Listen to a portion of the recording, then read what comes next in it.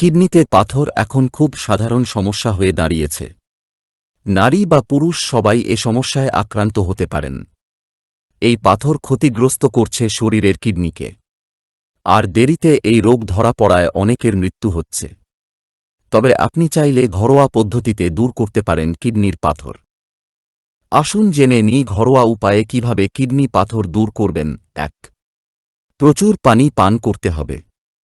খুব ছোট আকারের পাথর দেখা দিলে পরিমাণমতো পানি পানের মাধ্যমে তা সারিয়ে তোলা সম্ভব, তবে অবশ্যই চিকিৎসকের পরামর্শ নেবেন। ২. তুলসী পাতায় থাকা অ্যাসিটিক অ্যাসিড কিডনির পাথরকে ভেঙে ফেলতে সাহায্য করে। প্রতিদিন অন্তত ২ বার করে তুলসীর রস খান, আর তুলসীর পাতা দিয়ে চা করেও পান করতে পারেন। ৩. পাতিলেবুর রসে থাকা সাইট্রিক অ্যাসিড ক্যালসিয়ামজাত পাথর তৈরিতে বাধা সৃষ্টি করে এবং ছোট পাথরগুলোকে ভেঙে বের করে।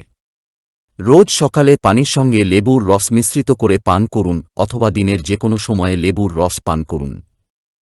৪. ডালিম রসে থাকা অ্যান্টিঅক্সিডেন্ট কিডনিকে সুস্থ রাখতে এবং পাথর ও অন্যান্য টক্সিনকে দূর করতে সাহায্য করে। চিকিৎসকের পরামর্শ নিয়ে সারাদিনে কতবার এটি পান করবেন তা ঠিক করুন। ৫.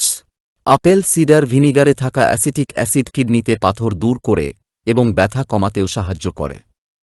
আপেল সিডার ভিনিগারের সঙ্গে ২ টেবিল চামচ পানি মিশিয়ে পান করুন, তবে একদিনে ১-৬ চামচের বেশি খাবেন না।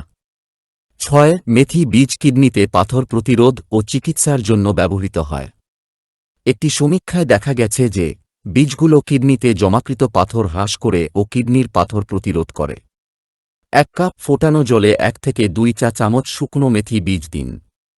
এটি প্রতিদিন পান করুন। ৭. কালিজিরা বীজ একটি গবেষণা অনুযায়ী কালিজিরার বীজ কিডনিতে ক্যালসিয়াম অক্সালেট স্টোন গঠনে উল্লেখযোগ্যভাবে বাধা দেয়। ২৫০ ml গরম জলে হাফ চা চামচ শুকনো কালিজিরা বীজ দিন।